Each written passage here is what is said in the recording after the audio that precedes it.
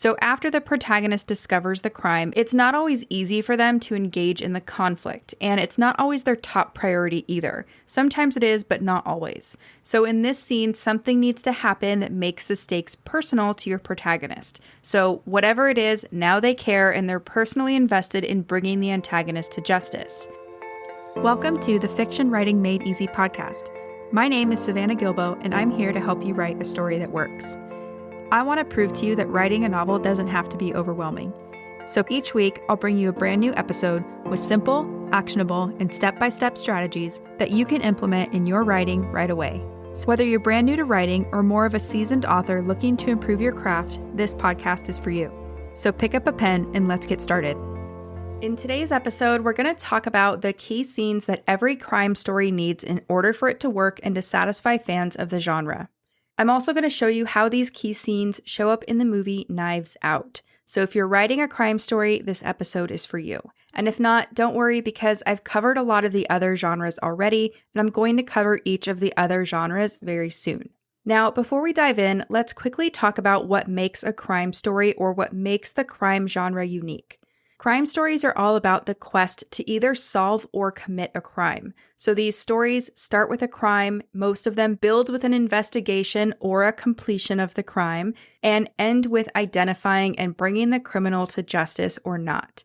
In something like a mystery, the protagonist must wade through a closed circle of suspects, each with a credible motive and a reasonable opportunity to commit the crime, to make sense of the clues and to solve the puzzle. In something like a caper or a heist story, the protagonist will want to avoid capture and avoid being brought to justice by outsmarting the cop or detective assigned to stop them. Beyond that, crime stories can have any tone or style, they can be set in any place or time, and have various levels of romance, action, adventure, or magic. They can even include different subplots as long as the protagonist's mission to solve or commit a crime remains the story's focus. So why do people choose to read crime stories? People choose to read crime fiction because they want to feel a sense of anticipation and intrigue over whether or not the criminal will be brought to justice. They want to follow a trail of clues, make meaning of those clues, and figure out the puzzle right alongside the protagonist. By the end of these stories, most readers want to feel a sense of comfort, relief, and security when justice is served and order has been restored. So they want to see the wrongs righted and they want to see justice prevail. And like all genre fiction, you have to deliver the emotional experience readers are looking for in order for your story to work. To deliver this emotional experience, you need to include the obligatory scenes and conventions of your genre in your novel. So, like I mentioned earlier in this episode, we are going to take a look at the key scenes of the crime genre. And these key scenes are the important events, decisions, and discoveries that move the protagonist along his or her journey from A to Z. They're what help us writers write a story that works, and when coupled with your genre's conventions, help you evoke emotional reactions in your readers. So let's take a look at what these key scenes are and how they show up in the movie Knives Out. And if you're wondering why I'm going to walk you through these key scenes in a movie, it's just because movies require less of a time investment, and I'm hoping you've either seen the movie Knives Out or that you will at least watch it after listening to this episode to help cement these key scenes in your mind. So of course you can and should study these key scenes in your favorite crime novels, but for today we are going to look at them in a movie. And as I go through these key scenes, I want you to consider why each scene would need to be in a crime story or what purpose they serve in the overall narrative. My hope is that you'll notice that each of these key scenes has a really specific reason why it needs to be there. And because of that, you can use these key scenes, plus the conventions of the crime genre, to help you craft an outline or a first draft of a story that works. As a freebie for this episode, I created a cheat sheet that lists out each one of these key scenes that every crime story needs in order for it to work. If you want to download that, you can go to savannahgilbo.com/crime. So one more time, it's savannahgilbo.com/crime. So without further ado, let's dive into the key scenes that every crime story needs, and we're going to look at how each of these key scenes shows up in the movie Knives Out. The first key scene is a scene in which the protagonist discovers a crime that's indicative of a master antagonist. So sometimes the protagonist will discover the crime on their own, and other times they will hear about the crime from somebody else. Either way, this first key scene is almost always the global inciting incident of the story because it kicks everything else into gear. So from here on out, the protagonist will want to figure out who done it so that they can bring the antagonist to justice. So where a thriller is about stopping a future crime from happening, a crime story centers around figuring out who committed a crime and then bringing that person to justice.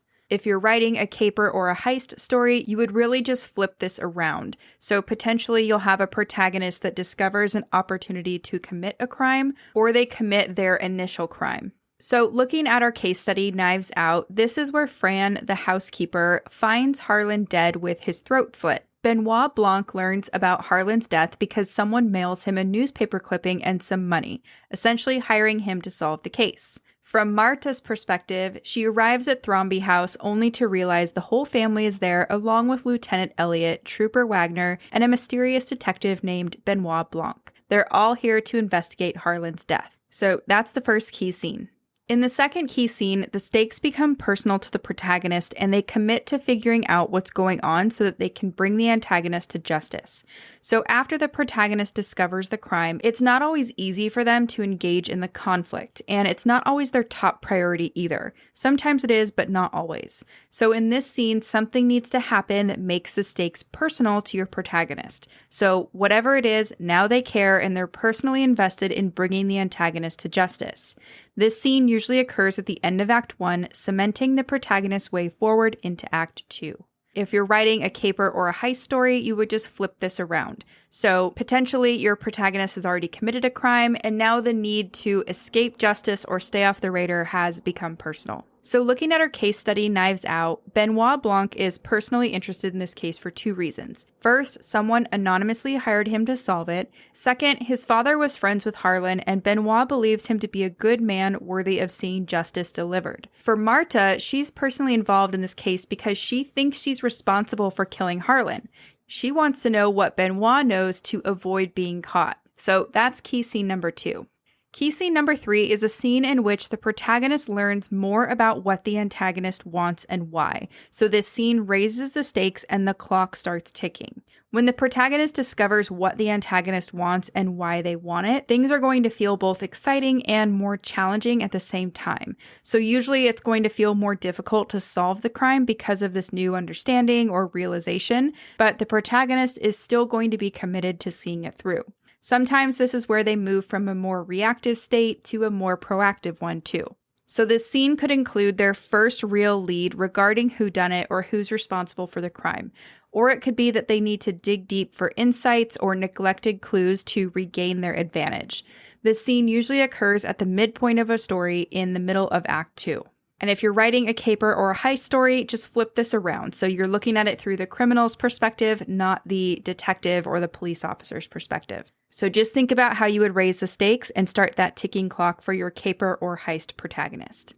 In our case study, Knives Out, this is when the lawyer reads Harlan's will and the family learns that he left everything to Marta. Marta confesses to Ransom that she killed Harlan. Ransom offers to help Marta in exchange for his share of the inheritance, and Benoit Blanc suspects foul play and has eliminated no suspects.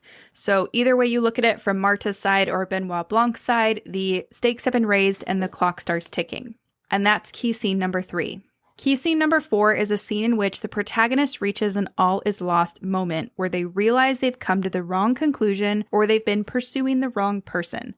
So eventually the protagonist will reach this all-time low where it seems like they're never going to be able to bring the criminal to justice. Sometimes it seems like they've reached the wrong conclusion or an unsatisfying dead end, but they learned something that gives them a little glimmer of hope. In some stories, this is where the case within a case is solved.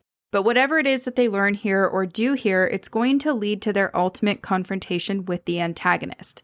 The scene usually happens at the end of Act 2, pushing the protagonist into Act 3 and into the inevitable climax of the story. So again, if you're writing a caper or a heist story, just flip this around so that your protagonist reaches an all-time low moment where it probably feels like they're never going to escape justice or they're never going to pull off this crime that they're planning to commit.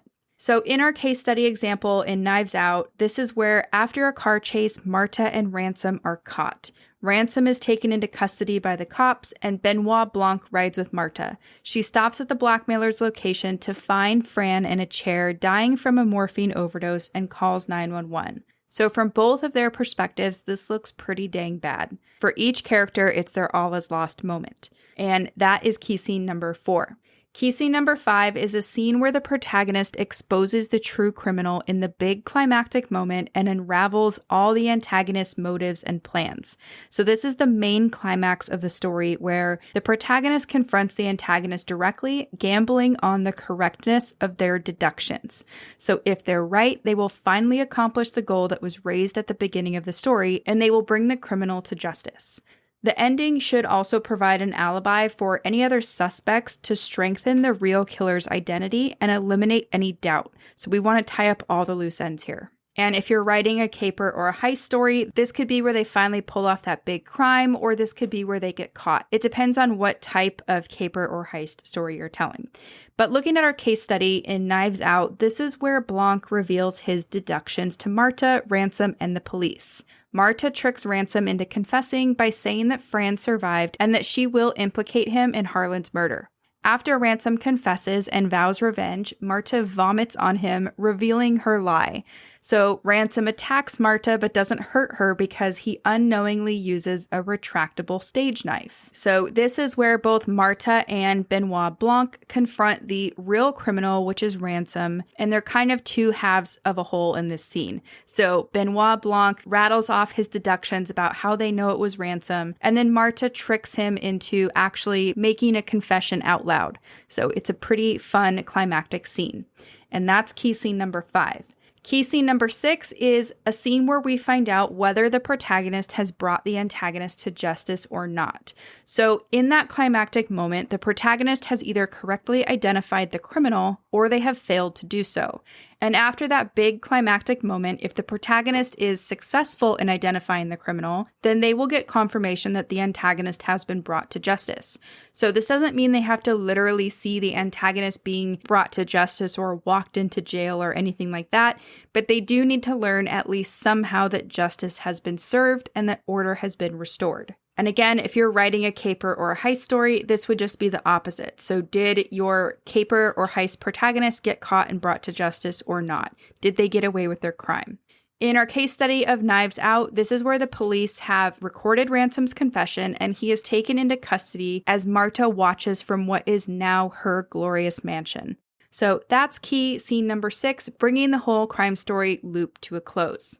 Now, you might be thinking that including these scenes in a crime novel sounds obvious, but you would be so surprised how many crime drafts I see that are missing these key moments or that downplay these key moments. It happens all the time. And I just want you to remember that these are the key scenes that readers come to crime stories for. So they absolutely love these moments, and if you don't have them, you're not going to satisfy readers of this genre. So let's do a really quick recap of the 6 key scenes that every crime novel needs.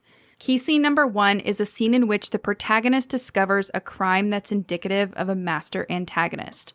Key scene number 2 is a scene in which the stakes become personal to the protagonist and they commit to figuring out what's going on so that they can bring the antagonist to justice. Key scene number 3 is a scene in which the protagonist learns more about what the antagonist wants and why, so this raises the stakes and the clock starts ticking. Key scene number 4 is a scene in which the protagonist reaches an all-is-lost moment where they realize they've come to the wrong conclusion or they've been pursuing the wrong person. Key scene number 5 is a scene in which the protagonist exposes the true criminal in the big climactic moment and unravels all the antagonist's motives and plans. Key scene number 6 is a scene in which the protagonist brings the antagonist to justice or not. And remember, if you are writing a caper or heist story, you would just flip this around and tell the story from the criminal's perspective and not someone like a detective or a police officer or whoever. So you can use the same framework, you're just looking at it through a different lens if you're writing a caper or a heist story. As a freebie for this episode, I created a cheat sheet that lists out each one of these key scenes that every crime story needs in order for it to work. If you want to download that, you can go to savannahgilbo.com/crime. So one more time, it's savannahgilbo.com/crime. And like I mentioned earlier, either way you're going to write your crime story, don't skip over these key scenes or leave them out of your story. Instead, use them to help you flesh out and construct your story, and then figure out a way to deliver these scenes in new and unexpected ways. If you do that, you're not only going to write a story that works, but you will probably gain fans for life too, and that's the dream, right? So that's it for today's show. As always, I want to thank you so much for tuning in and showing your support. If you want to check out any of the links I mentioned in this episode, you can find them over at savannahgilbo.com/podcast. And if you haven't done so already, make sure you subscribe to the show because there's going to be another brand new episode coming out next week. If you're an Apple user, I'd really appreciate it if you took a few seconds to leave a quick rating and review. Your ratings and reviews tell iTunes that this is a podcast that's worth listening to. And in turn, that helps this show get in front of more fiction writers just like you. So that's it for today's show. I'll be back next week with a brand new episode. Until then, happy writing.